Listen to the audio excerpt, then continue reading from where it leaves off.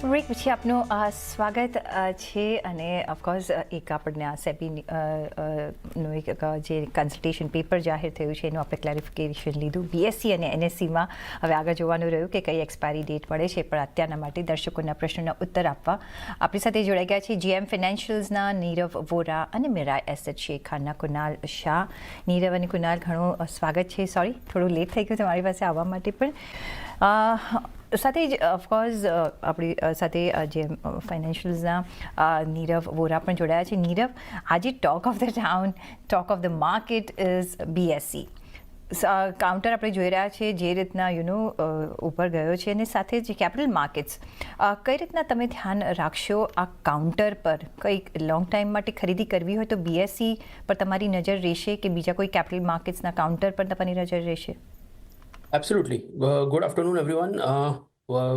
Overall અગર આપણે capital માર્કેટ્સની વાત કરીએ એઝ અ સ્પેસ, તો અમને લાગે છે કે આવતા 10 વર્ષ માટે આ એક space it will be a wealth creating space. એટલે એમાં ઘણા બધા અલગ અલગ વર્ટિકલ્સ છે, જેમ કે એક્સચેન્જીસ છે, આપણા વેલ્થ મેનેજમેન્ટ કંપનીઝ છે લિસ્ટેડ સ્પેસમાં, અને બેકએન્ડ પર જે મ્યુચ્યુઅલ ફંડ્સની બધી જે કંપનીઝ હોય છે, જે ઓપરેશનલ કામ કરે છે, એ બધી પણ લિસ્ટેડ કંપનીઝ છે, એન્ડ ઓબ્વિયસલી બ્રોકર્સ છે. તો ઓવરઓલ આ જે પર્ટિક્યુલર સ્પેસ છે, ડેફિનેટલી એક સ્ટ્રક્ચરલ ગ્રોથ સ્ટોરી આપણે લાસ્ટ 2 થી 3 વર્ષમાં જોઈ છે.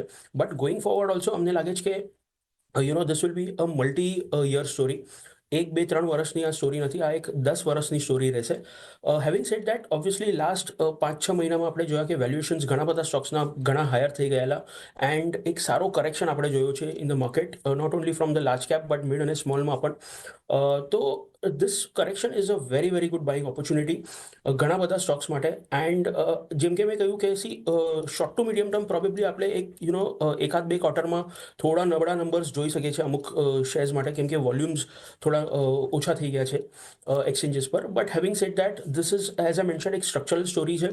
આમાં સાયકલ્સ આવતી રહેશે, થોડાક બેડ ફેઝિસ આવતા રહેશે, બટ ઇવેન્ચ્યુઅલી 2 થી 3 ટ્રાન્ચમાં અગર તમે ઓવર ધ નેક્સ્ટ 3 થી 6 મહિનામાં ધીરે ધીરે આ બધા સ્ટોક્સને જમા કરો, purely from a 5 to 10 year perspective, then definitely એક સારો વેલ્થ ક્રિએશન આપણે જોઈ શકીએ છીએ.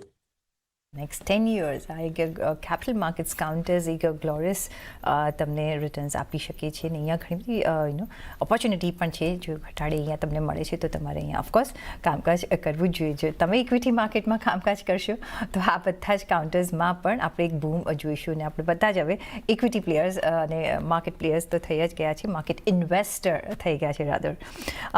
એ જે સવાલ આવી રહ્યો છે એ છે એમએનએમના કાઉન્ટર પર. નીરવ, પવન પટેલનો સવાલ છે. અત્યારના થોડો આમાં આપણે એક ઘટાડો જોયો છે આ કાઉન્ટરમાં, આજે નિયરલી 3.25% નજીકનો છે. શોર્ટ ટર્મ માટે પણ એમને ખરીદી કરવી છે, અત્યારના એન્ટ્રી લેવાય કે હજી વેઇટ કરવું જોઈએ? એમએનએમની અગર આપણે વાત કરીએ તો અમે લોકોએ રિસન્ટલી લાસ્ટ વીકમાં જ કાઉન્ટરને ડાઉનગ્રેડ કર્યું છે. બાય રેટિંગથી અમે લોકોએ હોલ્ડ તરફ રેટિંગ ચેન્જ કરી છે. એના અમુક કારણો છે કે જે પ્રમાણે ઓવરઓલ ઇવી સ્પેસમાં થોડી નબળાશ દેખાઈ રહી છે. ઇનફેક્ટ લાસ્ટ 1 મહિનામાં પણ આપણે જોયું કે ઘણી બધી કંપનીઝ જે પર્ટિક્યુલર આ સ્પેસમાં છે, ઇવી રિલેટેડ જે કંપનીઝ છે, એમના જે સેલ્સ નંબર્સ હતા ત્યાં થોડું ઘટાડો જોવા દેખાયું છે. અને એમએનએમ સ્પેસિફિકની વાત કરીએ તો જે એસયુવી સેગમેન્ટમાં જે એમનું ગ્રોથ અત્યાર સુધી દેખાયું હતું એ ઘણું સારું હતું, જેની કારણે એક આપણે સરસ રેલી પણ જોઈ ચૂક્યા છે. બટ લાસ્ટ રિસન્ટ પાસ્ટમાં 1 મહિનામાં થોડા નબળા નંબર્સની માટે અમને લાગે છે કે હવે થોડુંક અપસાઇડ કેપ્ડ રહેશે. So we don't have very significant downside as a target, but અત્યારે હોલ્ડ કરવું બેટર છે. નવી એન્ટ્રી લેવી હોય તો મને લાગે છે કે હજી થોડાક સમય પછી જ લેવી જોઈએ. ઇનફેક્ટ 2 એપ્રિલથી the entire world is waiting for Trump જે ટેરિફ્સ જે ડિક્લેર કરવાના છે. સો ફ્રોમ દેટ પર્સપેક્ટિવ અમને લાગે છે કે થોડી વોલેટિલિટી આ પર્ટિક્યુલર સ્પેસમાં વધારે રહેશે, કેમ કે ઓલરેડી 25%ના ટેરિફ્સ એ યુએસ એડમિનિસ્ટ્રેશને મૂકી દીધા છે. સો ફ્રોમ દેટ પર્સપેક્ટિવ થોડું આ સ્પેસ વોલેટાઇલ રહેશે, એન્ડ અપસાઇડ મને અત્યારે કેપ લાગે છે. સો આઈ વુડ સજેસ્ટ કે 2500-2400ના અગર લેવલ્સ આવે છે આ પર્ટિક્યુલર સ્ટોકમાં, that would be a good buying opportunity. Otherwise થોડું હોલ્ડ કરવું બેટર છે. ઓકે, તો 2500ના લેવલ્સની આસપાસ મે બી એક અહીંયા વેલ્યુ બાઇંગ થઈ શકે છે હમણાં નહીં, એટલે અહીંયા મે બી તમે એક વેઇટ એન્ડ વોચના સિનારીઓમાં કાઉન્ટર રાખી શકો છો. નીરવ, મુકેશ પટેલનો નેક્સ્ટ સવાલ છે. SJVN એમની પાસે 500 કાઉન્ટર છે 128ના ભાવના. હવે શું કરવું, હોલ્ડ કરવું કે નીકળી જવું જોઈએ? જો કે એમનો ટેન્યોર બહુ મોટો નથી, શોર્ટ ટર્મ ટાર્ગેટ છે. SJVN કેવું લાગે? SJVN પર અમારો વ્યૂ ઓવરઓલ ફંડામેન્ટલ નેગેટિવ જ છે, અને અમે સેલ રેટિંગથી ટ્રેડર્સને પણ એક્ઝિટ જ કરાવીએ છીએ, ઇન્વેસ્ટર્સને પણ એક્ઝિટ કરાવીએ છીએ. એના અમુક કારણો છે કે જે નંબર્સ હતા અમુક લાસ્ટ 1-2 ક્વાર્ટર્સના એ એક્સપેક્ટેશન કરતાં ઘણા નબળા હતા. એન્ડ ઓવરઓલ જે અમને ગ્રોથ પ્રોસ્પેક્ટ્સ લાગે છે અત્યારે short to medium term perspective આ પર્ટિક્યુલર કંપની માટે એ થોડા વીક લાગે છે as compared to other companies from the power and utility space. તો મારી સલાહ એ જ રહેશે કે આને એક્ઝિટ કરીને તમે સ્વિચ કરી નાખો પાવર ટ્રાન્સમિશન રિલેટેડ સ્ટોક્સમાં, જેમ કે પાવર ગ્રીડ છે, યા તો થર્મલ પાવર રિલેટેડ સ્ટોક્સ જેમ કે NTPC છે. એનું કારણ એ જ છે નંબર્સ એ બંને સ્ટોક્સના કંપનીઝના સારા હતા લાસ્ટ 1-2 ક્વાર્ટર્સના, પ્લસ આવતારા જે ક્વાર્ટર્સ હશે એમાં પણ એમના numbers as compared to SJVN થોડા બેટર જ હશે. પ્લસ બંને ડિવિડન્ડ ગિવિંગ સ્ટોક્સ છે, તો જેમ હવે Q4ના નંબર્સ ડિક્લેર થશે તો એની સાથે કંપનીઝ ડિવિડન્ડ પણ ડિક્લેર કરશે. સો ડેફિનેટલી સ્વિચ કરવાની સલાહ રહેશે. તો પાવર ગ્રીડ અને મે બી NTPC તરફ તમે નજર રાખી શકો છો. SJVNમાંથી એક તમને એક નેગેટિવ આઉટલુક જોવા મળતો દેખાઈ રહ્યો છે.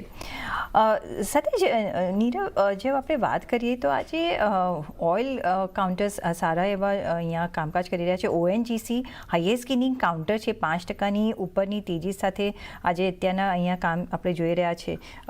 અહીંયા આ સ્પેસ તમને ગમે ફંડામેન્ટલી જો તમને રોકાણ કરવું હોય તો?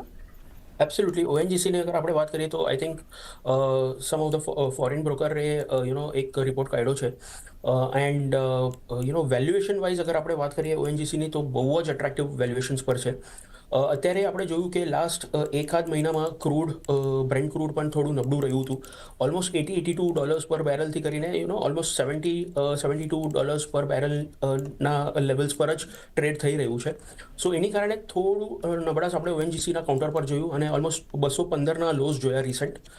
But having said that we feel that જે ક્રૂડનું જે બ્રેન્ટ ક્રૂડનું જે મુવમેન્ટ હશે એ બ્રોડલી સસ્ટેઇન થઈ જશે $70 આસપાસ. તો આ લેવલ્સ પર પણ જે ONGCની બેલેન્સ શીટ છે એ બહુ ઇમ્પેક્ટ નહીં થાય અને અર્નિંગ્સ પર પણ બહુ ઇમ્પેક્ટ નહીં આવે. ઉપરના સ્તરો આપણે જોયા લાસ્ટ યર ઓલમોસ્ટ 350ના લેવલ્સથી કરેક્ટ થઈને ONGC has fallen to almost 220 odd levels, which becomes very very attractive. Dividend yield પણ બહુ જ સ્ટ્રોંગ છે, 5 to 7%નો એક સ્ટ્રોંગ ડિવિડન્ડ yield છે. સો ફ્રોમ દેટ પર્સપેક્ટિવ આગળ જઈને અમને લાગે છે કે બ્રેન્ટ ક્રૂડ અહીંયા જ સસ્ટેન થશે, પ્રોબેબલી થોડું ઉપર પણ વધી શકે છે because of the supply constraints. તો એ પર્સપેક્ટિવથી ડેફિનેટલી અહીંયા બાય કરવાનું સલાહ રહેશે, અને એક વર્ષનો અમારો ટાર્ગેટ છે 315. સો યસ, બાય કરી શકે છે. તો ONGC તમે ખરીદી શકો છો. એક વર્ષમાં આપણે ટાર્ગેટ અહીંયા 315 જોઈ શકીએ છીએ. તો ONGC મે બી તમારા રડારમાં હોવું જોઈએ. શાહ અમદાવાદથી આપણી સાથે જોડાઈ ગયા છે એમના સવાલ સાથે. જી સર, સવાલ પૂછો આપનો. મેમ, મારો સવાલ છે CDSL ના વ્યૂ માટે, અને મેં મારી ખરીદ તો આપને મેં મોકલી છે, પણ લેટેસ્ટ એડ કરી એટલે મારી જો 250 શેર છે જી, અને આજની પડતર સાથે મારી પડતર થાય છે ₹1115, અને નેક્સ્ટ 1 વર્ષથી લગાવીને 3 વર્ષ માટે વ્યૂ છે, તો શું કરાય? જે આજે 5%ની તેજી છે, કેપિટલ માર્કેટ્સના કાઉન્ટર છે, અને અહીંયા આપણે એક બુલિશ તો આપણને વ્યૂ મળી રહ્યો છે. પણ નેક્સ્ટ 1 to 3 years માટે નીરવ, CDSL શું કરવું જોઈએ? એમને ગેઇન તો થઈ રહ્યો છે ₹101 આજે. Yes, absolutely. અગર તમે શોર્ટ ટર્મ માટે મને આ ક્વેશ્ચન પૂછ્યો હોત તો પ્રોબેબલી મેં કહ્યું હોત કે થોડું પ્રોફિટ બુકિંગ કરવું જોઈએ. બટ યસ, તમારો વ્યૂ 1 થી 3 વર્ષનો છે, અને થોડી વાર પહેલાં જ મેં ચેનલ પર હમણાં જ overall capital markets as a સ્પેસની વાત કરી, જે અમને બહુ જ ગમે છે, not only from 1 to 3 to 5 year perspective but from a 10 year perspective. So definitely મારી સલાહ એ જ રહેશે કે તમે આ ડેફિનેટલી હોલ્ડ કરીને ચાલો. બહુ જ સારા રિટર્ન્સ આમાં તમને જોવા મળી શકે છે. થોડું મીડિયમ ટર્મ પ્રોબેબલી એક નર્વસનેસ યા અપસેટ થઈ શકે છે આખું આ સ્પેસ. એકાદ બે ક્વાર્ટરના નંબર્સ પણ થોડા વીક આવી શકે છે અને અગેન થોડી વોલેટિલિટી તમને આ સ્પેસમાં જોઈ શકો છો. બટ હેવિંગ સેડ દેટ, જે પણ ડિપ્સ હશે આ બધા કાઉન્ટર્સમાં, that will be a very good buying opportunity. So definitely buy on ડિપ્સની રણનીતિ અપનાવો એન્ડ લોંગ ટર્મ માટે હોલ્ડ કરો. તો પ્લીઝ તમે હોલ્ડ કરજો લોંગ ટર્મ માટે. તમારો 2 થી 3 વર્ષનો સમય છે એટલે હોલ્ડ જ કરજો. મે બી ઘટાડો આવે તો ગભરાતા નહીં, મે બી તમે એડ કરી લેજો બિકોઝ આ સેક્ટરમાં આપણે સારી એવી અપ ટ્રેન્ડ જ જોઈશું લાંબા રનમાં. કમલેશ પરમાર પંચમહાલથી આપણી સાથે જોડાઈ ગયા છે એમના સવાલ સાથે. જી સર, સવાલ પૂછો. મારે સ્વિગીના 115 શેર છે, 455 ભાવના છે. કેટલો વખત હોલ્ડ કરશો તમે? 1 વર્ષ. 1 વર્ષ. એકચ્યુઅલી અમે ઝોમેટો અને સ્વિગી પર ક્યાં વાત કરી દીધી છે, પણ હું તમને એક આમાં ફંડામેન્ટલ વ્યૂ આપીશ. નીરવ, શું કરવું જોઈએ? એમની ખરીદી છે એ ઘણા ઊંચા ભાવની છે, 455 રૂપિયા. સમય એમને આપ્યો છે ખાલી 1 વર્ષ એ હોલ્ડ કરી શકે છે. શું કરવું જોઈએ? So see, again from a long term perspective આ સ્પેસ અમને ગમે છે, બટ સિન્સ એમનો વ્યૂ 1 વર્ષનો છે, પ્રોબેબલી આપણે આવતા 2 ક્વાર્ટર્સમાં થોડી નબળાશ જોઈ શકીએ છીએ બંને સ્ટોક્સમાં. એનું કારણ એક છે કે અગર હું ઝોમેટોની વાત કરું છું તો મેનેજમેન્ટે પણ કહ્યું છે કે થોડા લોસીસ અમે પ્રોબેબલી ડિક્લેર કરશું બિકોઝ જે એક્સપાન્શન એ લોકો કરી રહ્યા છે બ્લિંકિટ તરફ, તો એની માટે થોડી નબળાશ કાઉન્ટરમાં રહી શકે છે. એન્ડ જેમ આપણે ટેકનિકલ વ્યૂ પણ જોયું તો અમારો પણ વ્યૂ એ જ છે કે થોડું સાઇડવેઝ કન્સોલિડેશન અને થોડું કરેક્શનમાં પણ આવી શકે છે આ કાઉન્ટર આવતા 1-2 ક્વાર્ટર માટે. સો 170, 180 લેવલ્સ માટે તમે રાહ જોઈ શકો છો as far as Zomato is concern. અને સ્વિગી પણ આપણે જોઈએ તો ઓલમોસ્ટ આઈપીઓ ના લિસ્ટિંગ બાદ ઓલમોસ્ટ લોસ પર જ ચાલી રહ્યું છે. સો again from a long term perspective અમારો વ્યૂ પોઝિટિવ છે, બટ અત્યાર માટે થોડું અવોઇડ કરો. પ્રોબેબલી 1-2 મહિના પછી આપણે જોઈએ કે કેવા નંબર્સ આવે છે Q4 પણ. એન્ડ ધેન નીરવ, એમની પાસે ઓલરેડી કાઉન્ટર્સ છે, 455 રૂપિયાના એમની પાસે કાઉન્ટર્સ છે. હવે 1 વર્ષ માટે શું કરવું જોઈએ એમને? યા તો સ્વિગીના એ છે. યસ તો સી, મને નથી લાગતું કે 455ના લેવલ્સ પ્રોબેબલી 1 વર્ષમાં આવી શકે, કેમ કે હજી we don't know how much down the counter will go. So અત્યાર માટે અગર એમને એક્ઝિટ કરવું હોય તો એકવાર માટે એક્ઝિટ કરીને રી એન્ટર કરી શકાય આફ્ટર Q4 નંબર્સ. સો એ મારી હમણાં સલાહ રહેશે. આપણે એમને ઘણો બધો લોસ બેર કરવો પડશે હમણાં, 100 રૂપિયા પ્લસનો, કારણ કે અત્યારના 340નો જ ભાવ આપણે જોઈ રહ્યા છે. તો 140 જેટલો તો એમને લોસ બેર કરવો પડશે, પણ 1 વર્ષમાં તો તમારા ટાર્ગેટ્સ કમલેશજી નહીં આવે. બટ હેવિંગ સેડ દેટ, આજે જો જોઈએ તો નીરવ, ઘણા બધા એફએમસીજી કાઉન્ટર ટ્રેન્ડ આજે કરી રહ્યા છે. અને અહીંયા જુઓ બ્રિટાનિયા જુઓ, નેસ્લે જુઓ, HUL જુઓ, અહીંયા એક સારી તેજી સાથે આપણે કામકાજ થતા જોઈ રહ્યા છે. કોઈ કાઉન્ટર તમને ઇન્ટરેસ્ટ કરશે આજે? યસ, તો અગર આપણે ઓવરઓલ એફએમસીજી સ્પેસની વાત કરીએ છીએ તો ડેફિનેટલી આજે થોડું બાઇંગ ઇન્ટરેસ્ટ દેખાઈ રહ્યું છે. એનું કારણ એ પણ છે કે રિસેન્ટલી ક્રિસિલે પણ એક રિપોર્ટ બહાર પાડ્યું હતું જ્યાં એમને ક્લિયરલી મેન્શન કર્યું છે કે FY26માં જે વોલ્યુમ ગ્રોથ હશે આ બધી કંપનીઝનું, that will be much better as compare to FY25માં જે રહ્યું છે વોલ્યુમ. આપણે ક્લિયરલી જોયું છે કે લાસ્ટ 2 વર્ષમાં એફએમસીજી ઓવરઓલ થોડું નબળું જ રહ્યું છે. ઘણા બધા કાઉન્ટર્સ લાસ્ટ 6 મહિનામાં ઓલમોસ્ટ 25-30% જેવા કરેક્ટ થઈ ચૂક્યા છે. વોલ્યુમ ગ્રોથ નથી જોયું, ટોપલાઇન નંબર્સ નથી આવ્યા, અર્બન કન્ઝમ્પશન સ્લોડાઉન હતું. તો આ બધા કારણો માટે એક સારો કરેક્શન જોઈ ચૂક્યા છે. અને ઓવરઓલ હિસ્ટોરિકલી પણ આપણે જોયું છે કે એફએમસીજી એઝ અ સ્પેસ હંમેશા એક્સપેન્સિવ વેલ્યુએશન પર ટ્રેડ થાય છે. But after this particular correction એક સારું એક સારા લેવલ્સ આવી ચૂક્યા છે અને ભાવ સારા થઈ ગયા છે, વેલ્યુએશન્સ પણ ઘટી ગયા છે. સો ગોઈંગ ફોરવર્ડ અગર એપ્રિલમાં એક રેટ કટ પણ થાય છે તો that will definitely have a positive impact on the urban consumption and overall economy માટે પણ સારું રહેશે, કન્ઝ્યુમર સ્પેસ માટે. સો અમને લાગે છે કે એક સેક્ટોરલ રોટેશન પણ આપણે લાસ્ટ 20-25 દિવસમાં જોયું છે. તો થોડા પૈસા અહીંયા પણ ફ્લો થઈ રહ્યા છે જે બેકફૂટ પર હતા, એન્ડ આગળ જઈને પણ અમને લાગે છે કે થોડું 5-7%નું શોર્ટ ટર્મમાં એક અપસાઇડ આપણે જોઈ શકીએ છીએ. ટાટા કન્ઝ્યુમર પ્રોડક્ટ્સ અમને ગમે છે આ પર્ટિક્યુલર સ્પેસમાં, તો એ બાય ઓન ડિપ્સની રણનીતિ લઈને બાય કરી શકો છો તમે. ઓકે, તો ટાટા કન્ઝ્યુમર પ્રોડક્ટ્સમાં તમે નજર રાખી શકો છો એક લોંગ રન માટે. જો તમારે એફએમસીજી સ્પેસમાં રહેવું હોય તો અહીંયા ઓફકોર્સ નજર બની રહી છે. ઓન દેટ નોટ અહીંયા રજા લેવાનો પણ સમય થઈ ગયો છે. નીરવ, આપના કોઈ ડિસ્ક્લોઝર્સ? આપણે ઘણા બધા સ્ટોક્સ ડિસ્કસ કર્યા એ અમે વારે ઘડી અમારા ક્લાયન્ટને પણ પિચ કરતા હોઈએ છીએ અને સજેસ્ટ કરતા હોઈએ છીએ. અમુક stocks from a long term perspective હું પર્સનલ કેપેસિટીમાં પણ હોલ્ડ કરી શકું છું. And thank you for inviting me on the show.